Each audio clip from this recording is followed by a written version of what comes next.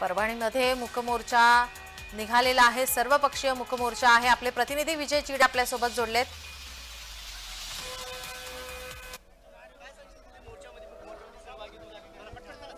एवढंच सांगते की जे आरोपी आहेत त्यांना कठोरात कठोर शिक्षा झाली पाहिजे आणि माझ्या वडिलांना तसंच आपल्या सर्वांना न्याय मिळाला पाहिजे।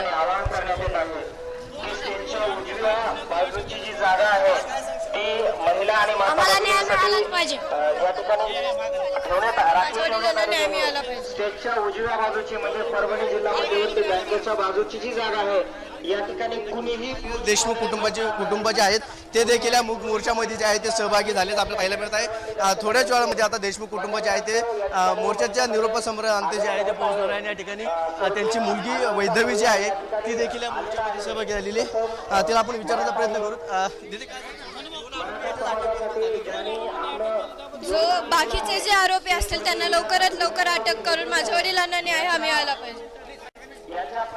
त्यांचे बंधू जे आहे ते भाविक पाहायला मिळत आहेत आणि या ठिकाणी जर पाहिलं तर त्याचे बंधू जे आहेत संतोष देशमुख यांचे बंधू धनंजय देशमुख ते परभणीच्या मोर्चामध्ये सहभागी झाले, मात्र ते जर पाहिले या मोर्चामध्ये भाऊक झाले आपल्याला पाहायला मिळत आहे। ते देखील बोलण्यासाठी आपल्या सोबत आहेत।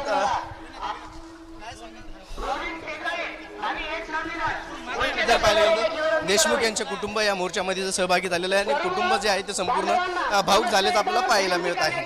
कॅमेरा पर्सन इम्तियाज केलकरसह विजय चिडे, परभणी।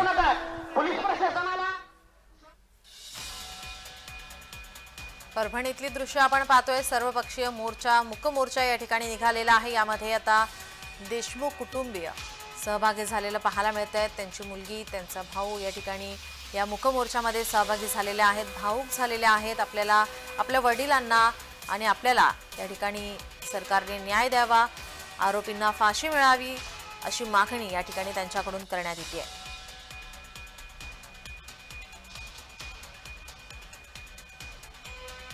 परभणीमध्ये सर्वपक्षीय मुकमोर्चाला सुरुवात झालेली आहे। या मुकमोर्चामध्ये मराठा आंदोलक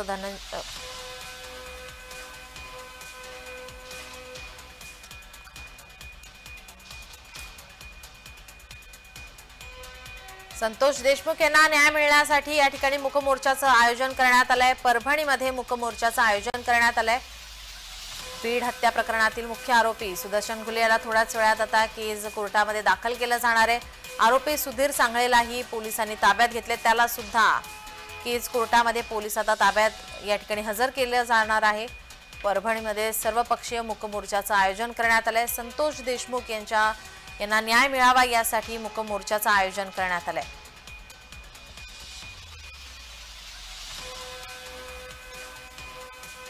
आपले प्रतिनिधी विजय चिडे आपल्या सोबत जोडलेले आहेत। विजय, काय सध्याची परिस्थिती, काय अधिकची माहिती? नक्कीच जर बघितलं संतोष देशमुख यांना न्याय द्या या मागणीसाठी आज परभणीमध्ये मूक मोर्चाचं आयोजन करण्यात आलेलं आहे। या मूक मोर्चासाठी जर बघितलं आपण तर लाखोच्या संख्येने जे आहे ते नागरिक उपस्थित आहे। हातामध्ये पाट्या घेऊन आहे, आवाज देखील जे आहे का समाज लाखो आहे का अशा पाट्या जे आहेत ते लावण्यात आलेल्या आहेत। हातामध्ये फलक घेऊन आता या ठिकाणी मोर्चेकरी जे आहे ते मूक मोर्चामध्ये सहभागी झालेले आहेत। अनेक जणांनी जे आहेत आपल्या हातावरती काळे फलक हे बांधून आता या घटनेचा निषेध देखील व्यक्त केलेला आहे आणि आरोपींना तात्काळ अटक करावी अशी मागणी या मोर्चातून करण्यात येत आहे। या मोर्चासाठी जर पाहिलं गेलं तर मराठा आंदोलक मनोज जारंगे पाटील, नरेंद्र पाटील, त्यानंतर आमदार संदीप क्षीरसागर, आमदार सुरेश धस यांची देखील प्रमुख उपस्थित आहेत। बजरंग सोनवणे, बंडू जाधव हे देखील या मोर्चासाठी उपस्थित आहे आणि या ठिकाणी आपल्याला दूरपर्यंत जे आहे तब्बल 2 किलोमीटर जे आहे ते ही पब्लिक अशीच असल्याचे आपल्याला पाहायला मिळतं। यासाठी लाखोच्या संख्येने नागरिक या मोर्चाला उपस्थित आहे। स्वतः संतोष देशमुख यांचे कुटुंबीय जे आहेत ते देखील या मोर्चाला उपस्थित आहे आणि या ठिकाणी आता त्या ठिकाणी असल्याचं पाहायला मिळत आहे। त्यामुळे आता या मोर्चामध्ये जे आहे ते मोठ्या संख्येने आता नागरिक उपस्थित असल्याचं पाहायला मिळत आहे। संतोष देशमुख यांच्या हातातील जे आरोपी आहेत त्यांना अटक करण्यात यावी अशी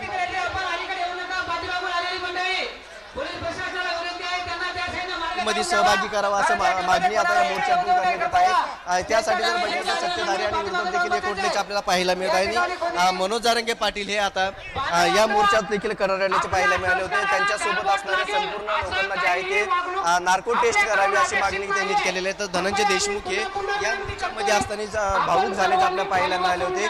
त्यांची मुलगी जी आहे वैधवी देशमुख यांची ती देखील यामध्ये मोर्चामध्ये भावूक झाली होती आणि त्यांची उपस्थिती जी आहे ती या मोर्चामध्ये आहे। त्यामुळे सुरेश धस असतील व इतर नेते असतील हे देखील या मोर्चाला उपस्थित आहे. आणि आता या मोर्चाचा जो आहे ते मूक मोर्चा आयोजन करण्यात आलं. मोठ्या संख्येने मूक मोर्चाला सहभागी जे आहे ते नागरिक झाले होते. बीडमध्ये देखील मूक मोर्चा पार पडला होता. त्या मूक मोर्चाला देखील आता मोठी संख्येने गर्दी झाली होती. आता देखील या ठिकाणी या मोर्चाला देखील गर्दी आहे. आणि आता या मोर्चामधून संतोष देशमुख यांना न्याय देण्यात यावी अशी मागणी यामध्ये करण्यात आली आहे. स्वतः ज्योतिताई मेटे देखील या मोर्चाला उपस्थित आहे. अनेक राजकीय नेते देखील यामध्ये आहेत. आणि या मोर्चासाठी संपूर्ण समाज असेल या असं नेपथ्याचा आपल्याला पाहायला मिळाला होता. त्या मोर्चासाठी मोठी मागणी झाली आहे. संत वाल्मिक कराड यांचा 102 मध्ये आहे असं देखील म्हणत आलं होतं. आणि हे संपूर्ण प्रकरण जे आहे ते खंडणीमध्ये झालं होतं. खंडणीमुळे आता जे काही आरोपी आहेत त्यांना देखील खुनाच्या याच्यामध्ये सहभागी करावे अशी मागणी केली होती. तसंच जर पाहिलं गेलं तर या प्रकरणाचे जे आरोपी आहेत अटक झालेले ते संपूर्ण आरोपी पुण्यामधूनच अटक झाले होते. संतोष देशमुख यांच्या हत्येहून आजच्या 27 दिवस उलटले आहेत तरी देखील हे संपूर्ण आरोपी जे आहे ते पुण्यातूनच अटक करण्यात आली होती. आणि या संपूर्ण आरोपींना आता पुण्यामध्ये कोणी आश्रय दिला हे देखील दिला यांची सुद्धा आता चौकशी करावी. तसंच वाल्मिक कराड हे एका हॉस्पिटलमध्ये होते त्यांची देखील चौकशी करावी अशी हे जे आहे मागणी जी आहे ती आता सध्या हा मोर्चा कुठपर्यंत पोहोचलेला आहे त्या संदर्भात काय माहिती आहे? नक्कीच जर पाहिलं की मोर्चा जो आहे तो निरोप समारंभापर्यंत पोहोचलेला आहे. आणि या ठिकाणी आता स्टेजवरती जे आहे ते संपूर्ण राजकीय नेते आणि संतोष देशमुख यांचे कुटुंब जे आहे ते समोर आल्याचे पाहायला मिळत आहे. थोड्याच वेळामध्ये आता देशमुख कुटुंब जे आहे ते आता या स्टेजवर जे आहे ते आपल्या न्याय मागणार आहेत. जी विजय, याचं अपडेट आम्ही तुमच्याकडून घेतच राहू. तुर्तास धन्यवाद आपण दिलेल्या माहितीसाठी.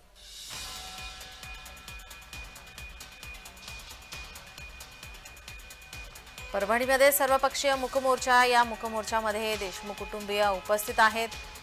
या ठिकाणी आरोपीला फाशीची शिक्षा व्हावी अशी मागणी त्यांच्याकडून करण्यात येते.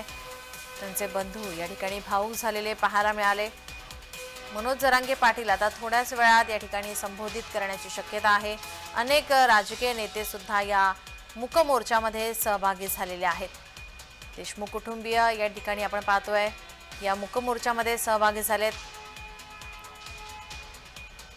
दोन मुख्य फरार आरोपी सुदर्शन घुले आणि सांगळे यांना पोलिसांनी आज सकाळीच ताब्यात घेतलेला आहे. त्यांना आता केज कोर्टात या ठिकाणी हजर केलं गेलेलं आहे. या ठिकाणी पोलिसांचा चोख बंदोबस्त ठिकठिकाणी ठेवण्यात आलाय.